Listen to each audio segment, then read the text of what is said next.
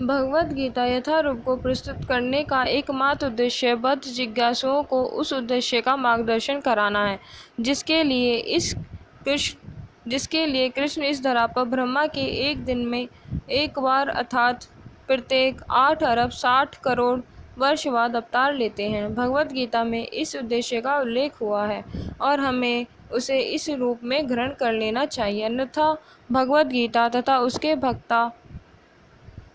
वक्ता भगवान कृष्ण को समझने का कोई अर्थ नहीं है। भगवान कृष्ण ने सबसे पहले लाखों वर्ष पूर्व सूर्य देव से भगवद गीता का प्रवचन किया था।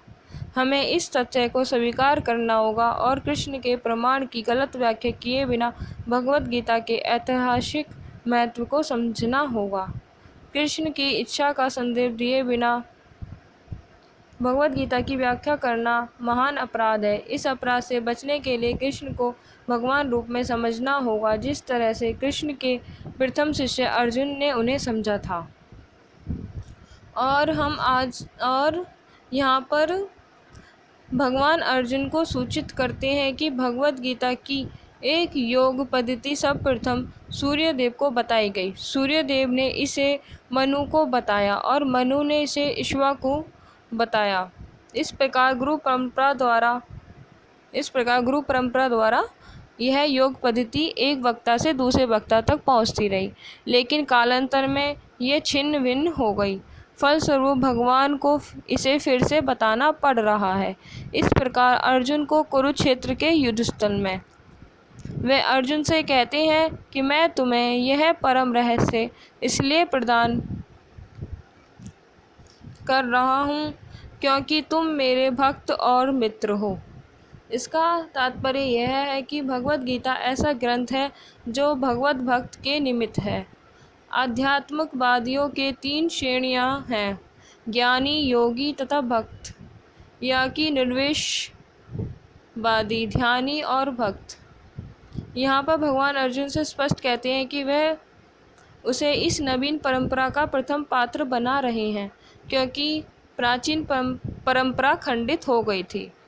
अतएव यह भगवान की इच्छा थी कि सूर्यदेव से चली आ रही विचारधारा की दिशा में ही अन्य परंपरा स्थापित की जाए, और उनकी यह भी इच्छा था कि उनकी शिक्षा का वितरण अर्जुन द्वारा नए सिरे से हो। वे चाहते थे कि अर्जुन भगवद गीता ज्ञान का विद्वान बने। अतएव हम देखते हैं कि भगवद गीता का उपदेश अर्जुन को विशेष रूप से दिया गया, क्योंकि अर्जुन भगवान का भक्त, प्रत्यक्ष शिष्य तथा घनिष्ठ मित्र था। अतएव जिस व्यक्ति में अर्जुन जैसे गुण पाए जाते हैं, वह भगवद गीता को सबसे अच्छी तरह से समझ पाता है। कहने का तात्पर्य यह है कि भक्त को भगवान से प्रत्यक्ष रूप से संबंधित होना चाहिए। जो ही कि कोई भगवान का भक्त बन जाता है, त्यों ही उसका प्रत्यक्ष संबंध भगवान से हो जाता है। यह एक अत्यंत विशद विषय है, लेकिन संक्षेप में यह बताया जा सकता है कि भक्त तथा भगवान के मध्य 5 प्रकार का संबंध हो सकता है। फर्स्ट, कोई निष्क्रिय अवस्था में भक्त हो सकता है। सेकंड, कोई सक्रिय अवस्था में भक्त हो सकता है। थर्ड, कोई सखा रूप में भक्त हो सकता है। फोर्थ, कोई माता या पिता के रूप में भक्त हो सकता है। फिफ्थ, कोई दंपति प्रेमी के रूप में भक्त हो सकता है। अर्जुन का कृष्ण से संबंध सखा रूप से में था। निसंदेह इस मित्रता तथा भौतिक जगत में प्राय मित्रता में आकाश पाताल का अंतर है। यह दिव्य मित्रता है जो सबों को प्राप्त नहीं हो सकती। निसंदेह प्रत्येक व्यक्ति का भगवान से प्रत्यक्ष संबंध होता है, और यह संबंध भक्ति की पूर्णता से ही जागृत होता है।